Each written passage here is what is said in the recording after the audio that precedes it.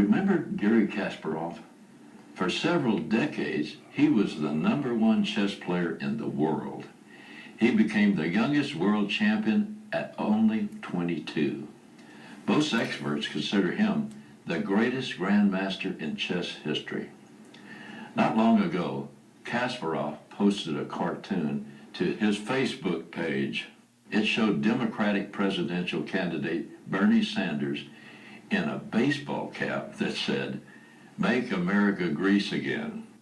When the Sanders crowd took offense, the former chess grandmaster posted a message that has since gone viral. Kasparov said, "Socialism sounds great in speech sound bites and on Facebook, but please keep it there.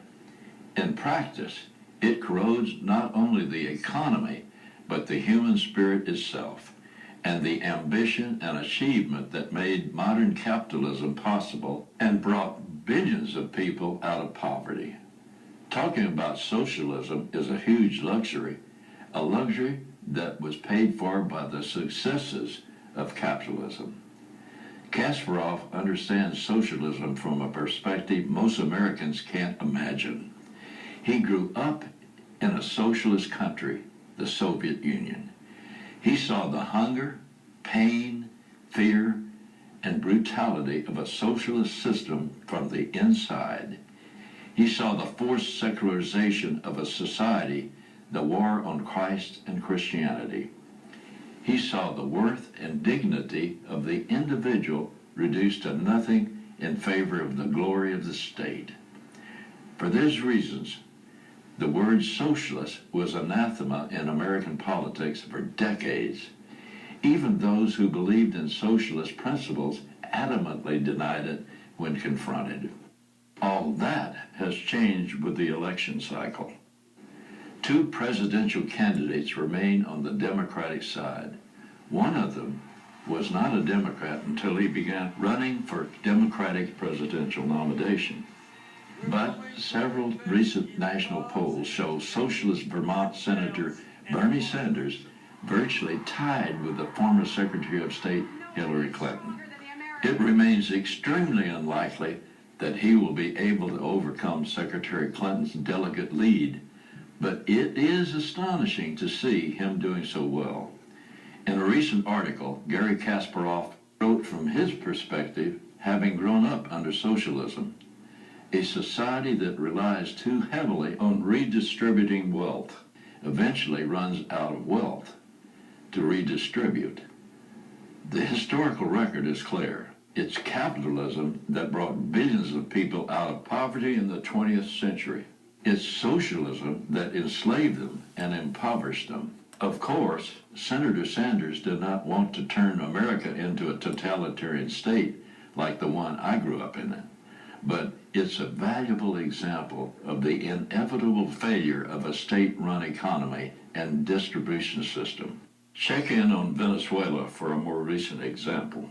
Once you give power to the government, it's nearly impossible to get it back, and it will be used in ways you cannot expect. Sanders' support is strongest among young people. The problem is that most of them do not know the historical record. They were born after or near the end of the Soviet reign of terror. You might expect schools to teach the history of the 20th century and let kids know what happened when a vast portion of the world, led by the Soviets, turned to socialism. But they don't teach the history of what actually happened as much as they teach the philosophy behind it. According to a huge study by the Open Syllabus Project, Karl Marx's Communist Manifesto has been taught more than any other text on college campuses over the last decade. Hitler's Mein Kampf came in pretty high on the list, as did Vladimir Lenin's What is to be Done. The Bible, the foundation book of Western society, it didn't even make the list. You would expect educators to teach about the gulags, pogroms, death squads, and mass murders that Marxist ideology brought about. But they don't, not to the extent they should. Senator Sanders seems like a sweet old man. He is passionate, and for a politician, he seems amazingly honest. But that doesn't mean he has any understanding of where the road that he offers will take America. I'm not accusing him of being a Marxist, but his ideologies, Marxism and socialism, are close cousins. They're both based on a system of government theft. His philosophy comes far closer to Marx than Washington, Jefferson, or any other president prior to this current one. Most people think you can have socialism without an accompanying erosion of human rights. But they're wrong, and here's why. Socialism makes the state preeminent, not the individual.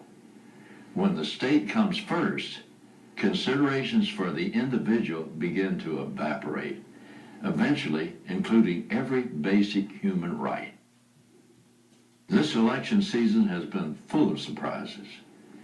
The topics of discussion and the language chosen for those discussions have been unprecedented.